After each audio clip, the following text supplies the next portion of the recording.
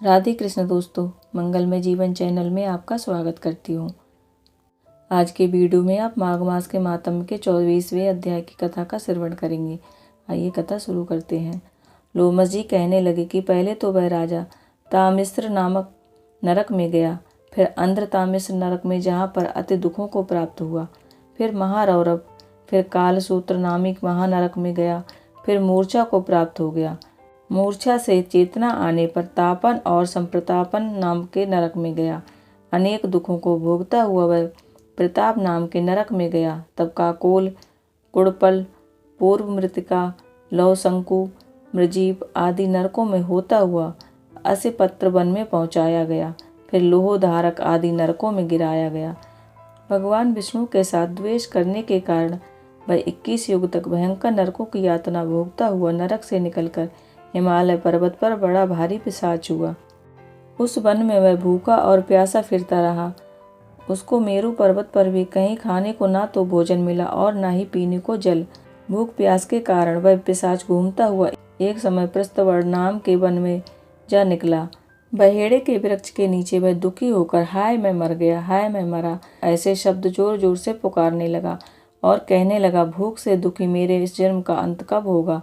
इस पाप रूपी समुद्र में डूबते हुए मुझको कौन सहारा देगा?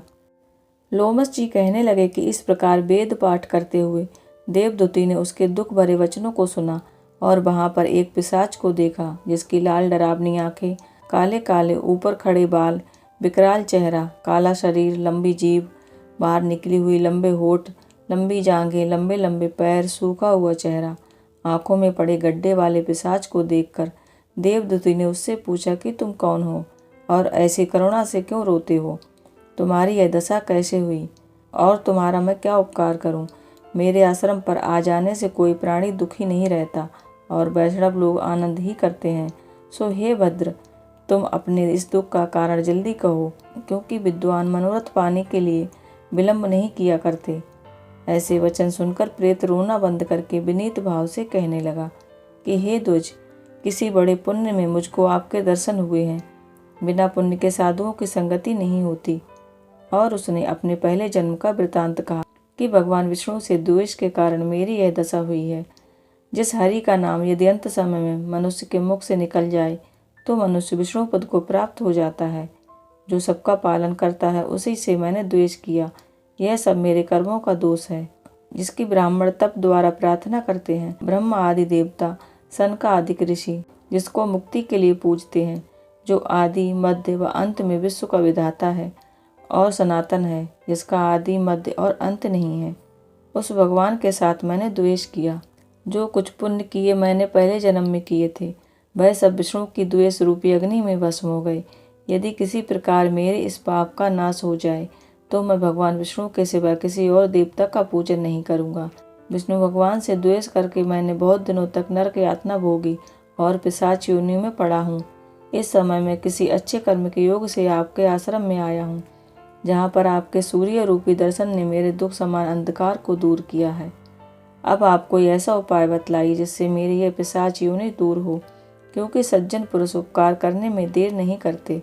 देवदूती कहने लगी कि यह माया देवता, मनुष्य, असुर सबकी स्मृति को मोहित कर देती है, जिसमें धर्म का नाश करने वाला द्वेष उत्पन्न हो जाता है। जगत के उत्पन्न करने, रक्षा करने और नाश करने वाले जो सब प्राणियों की आत्मा हैं, उनसे भी लोग द्वेष करते हैं, जिनके अर्पण करने से सभी कर्म सफल होते हैं। उनकी भक्ति से मुख मोड़ने वाले मूर्ख कौन सी गति को प्राप्त नहीं होते। चारों वर्णों का वेदोक्त हरि का भजन करना ही उत्तम है, अन्यथा कुमार्ग में चलने वाले मनुष्य नरक के गामी होते हैं। इसी कारण वेद विरुद्ध कर्मों को त्यागना चाहिए। अपनी बुद्धि से बचे हुए धर्म के मार्ग पर चलने से मनुष्य परलोक के पथ का विनाश करते हैं। वह वेद, देवता, ब्राह्मणों की निंदा करते हैं, झूठे मन कल्पित शास्त्रों को मानने वाले नरक में जाते हैं। देवादि देव विष्णु से विमुख होने वाले नरक में जाते हैं, जैसे द्रविड़ देश का राजा नरक में गया। इस कारण इनकी निंदा नहीं करनी चाहिए और वेद में कही गई क्रिया को ही करना चाहिए।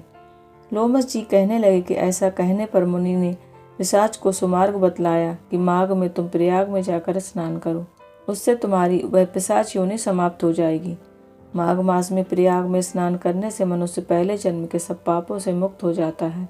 वहाँ पर स्नान करने से मुक्ति प्राप्त होती है। इससे बढ़कर और कोई प्रायश्चित नहीं। संसार में यह मोक्ष और स्वर्ग का खुला हुआ द्वार है। गंगा और यमुना का संगम त्रिवेणी संसार में सबसे उत्तम तीर्थ है। पाप रूपी बंधन को काटने के लिए यह कुल्हाड़ी है। कहाँ तो विष्णु, सूर्य, तेज, गंगा, यमुना का संगम, और कहाँ यह तुच्छ पाप रूपी तृण की आहुति। जैसे घने अंधकार को दूर करने वाला शरद का चंद्रमा चमकता है, उसी तरह संगम के स्नान से मनुष्य पवित्र हो जाता है। मैं तुमसे गंगा यमुना के संगम का वर्णन कर सकता हूँ, जिसके जल की एक बूंद के स्पर्श से केरल के देश का ब्राह्मण मुक्त हो गया।